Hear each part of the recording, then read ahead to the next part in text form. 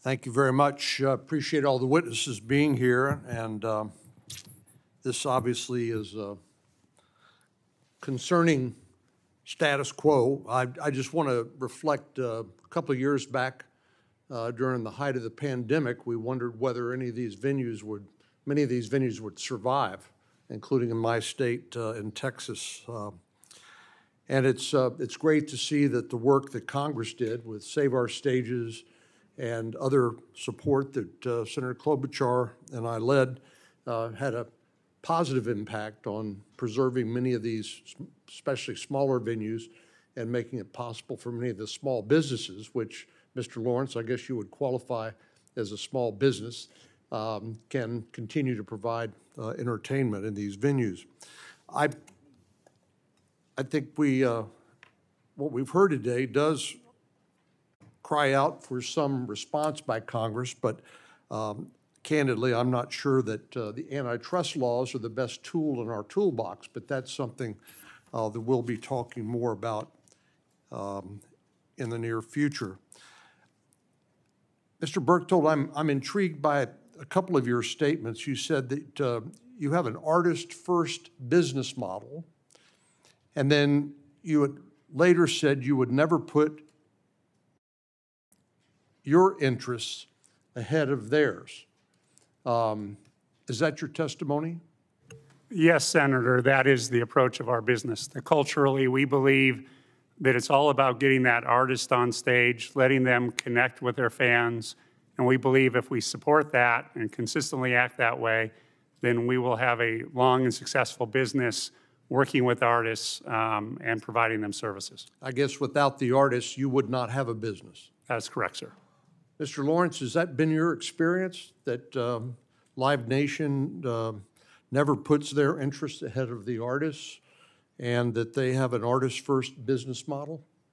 I think generally when we show up to play a show, the people that work for Live Nation at the venue absolutely, try to be partners to us in putting on the best concert. I think that the places where sometimes maybe you could feel like it's not artist first is just in the structure of the way some of the deals with the artists, when you look at the settlement sheet at the end of the night, where which breaks down who gets paid what, some of those line items where we have no say in setting any of the prices of those things, yet some of them are Live Nation directly setting the price for things that they are paying to other entities that they might own, which directly impacts the profit pool from which the artist's pay is being derived.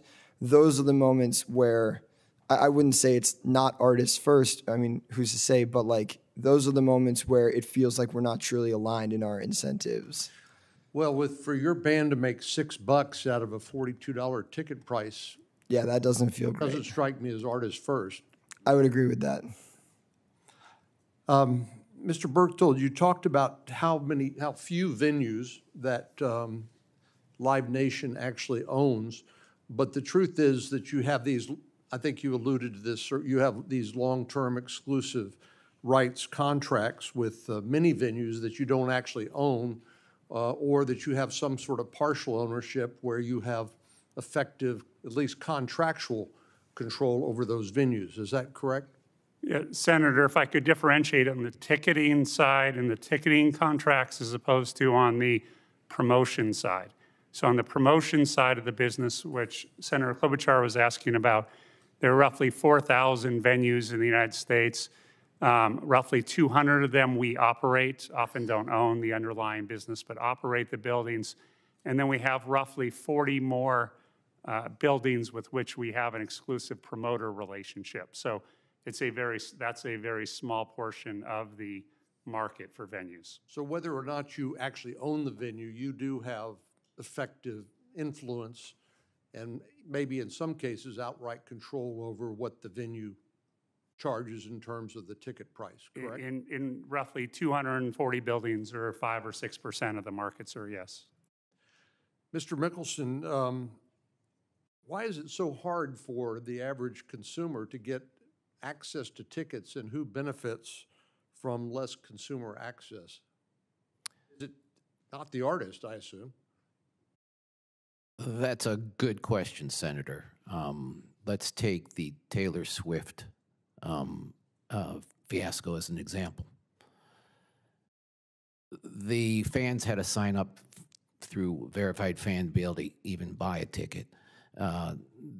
Ticketmaster knew that the demand was enormous, bigger, larger than most any other show. And when they set the tickets up for sale, there's two ways you can do that. You can set the tickets so that they are best available, which means that you'll sell more tickets because the fans don't have a choice, or you can do pick a seat, where it slows the process down.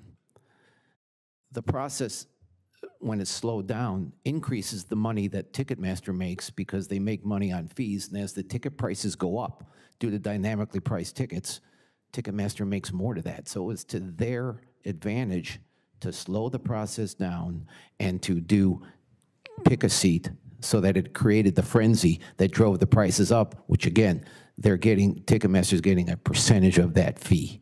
And the higher the ticket price, the higher the fee. So I think that it was driven by the corporate bottom line in the Taylor Swift fiasco, Ticketmaster's bottom line.